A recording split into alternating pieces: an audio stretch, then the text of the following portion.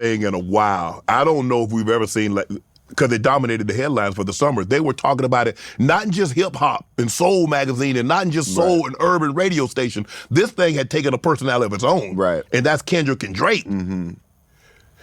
And you're the first guy that you're the first person I've actually had that's in the industry. Mm-hmm. So when you heard it, what went through your mind?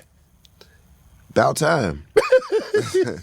I'm tired of niggas acting like they cool with each other, man. And when you know they're not, huh? Yeah, man. Like, that's cool to me. Like, just speak how you really feel, bro. Like, f it. Like, you know what I'm saying? Like, about time, yo.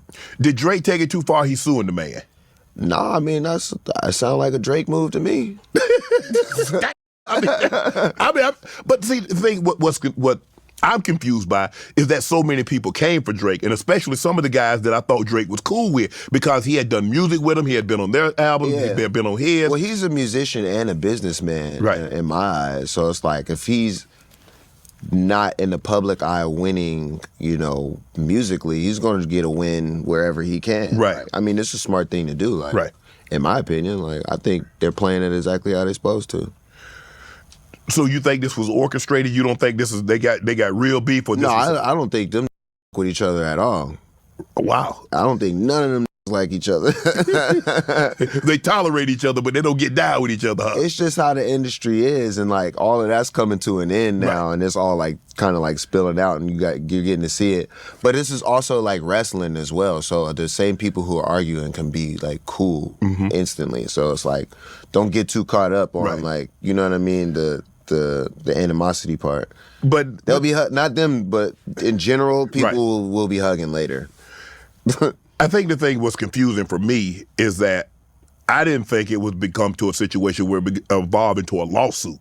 Yeah. I thought we were talking about stuff. And I get, look, I understand from Drake because, like, bro, you called me a pedophile. Yeah. Now you got people looking at me sideways. Now, you might be effing up my money with businesses because nobody wants to be associated with things like that. Yeah. But are you surprised that he took it to a lawsuit? No. Really? No. Come on. I wish we ain't never. I can see if that he stole his beat or his track or something, or he copied, but sampled one of his tracks, but not this. No, I'm not surprised. Damn,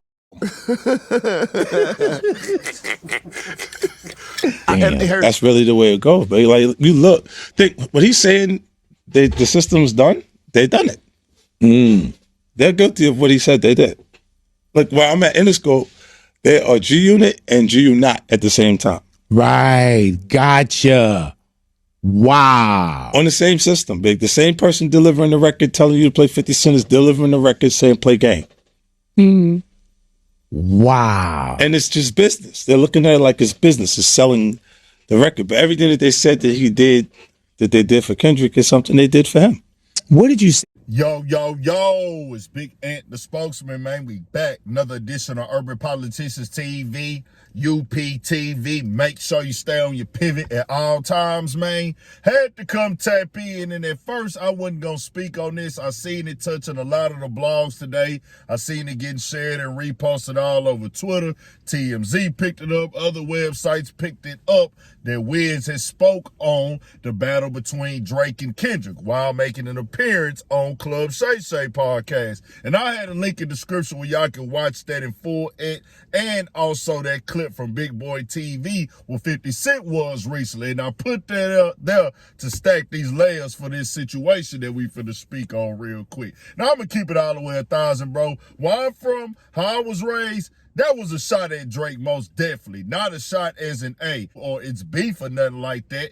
It's just a shot where, that's the Drake thing to do. To go sue somebody or file a lawsuit on the label, as everybody wants to make it with the technical side. But it is a lawsuit for a Kendrick Lamar song that he created, not like us.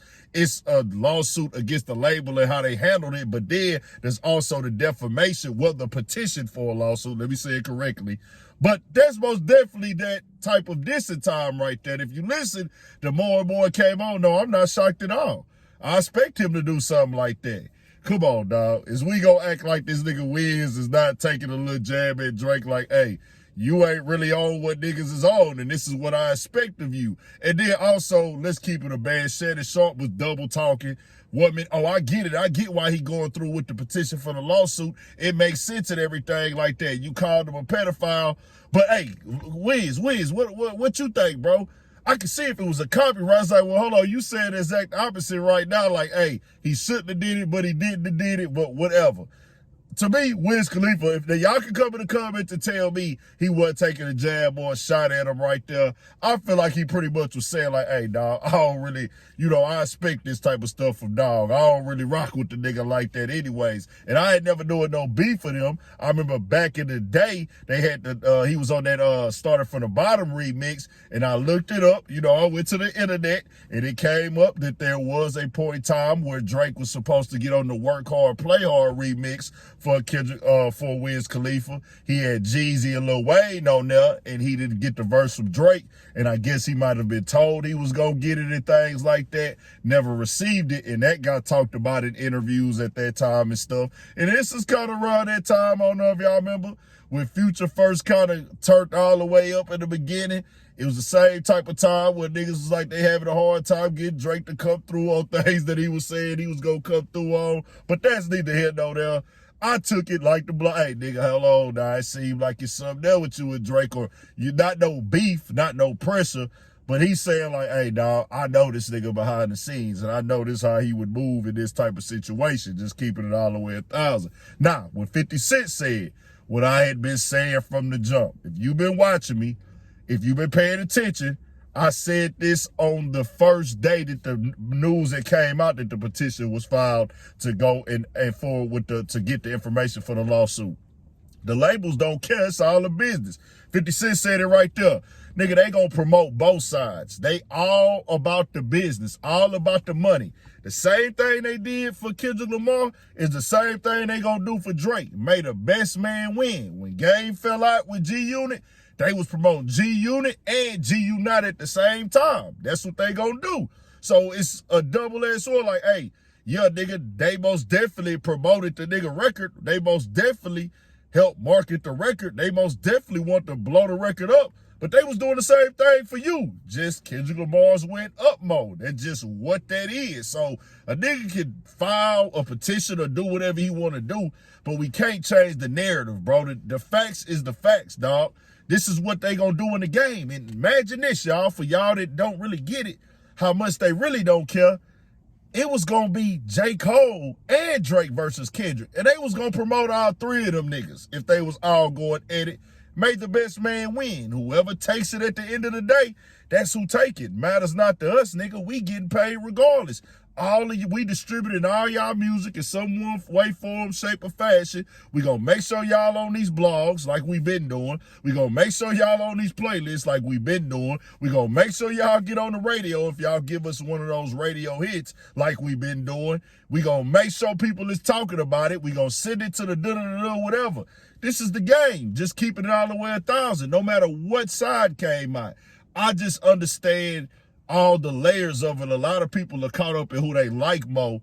Like, it don't matter who a nigga like more when I come in here and document the facts and things like that. It's not about that in this situation. It's about, hey, we got to document the real of what really goes on at these labels, bro. These labels is promoting it all, nigga. It's a battle. They looking at it like cha-ching, nigga. We got the big three, J. Cole, Drake, Kendrick, all up under our umbrella, and they finna go at each other, nigga. We got what we been fiending for.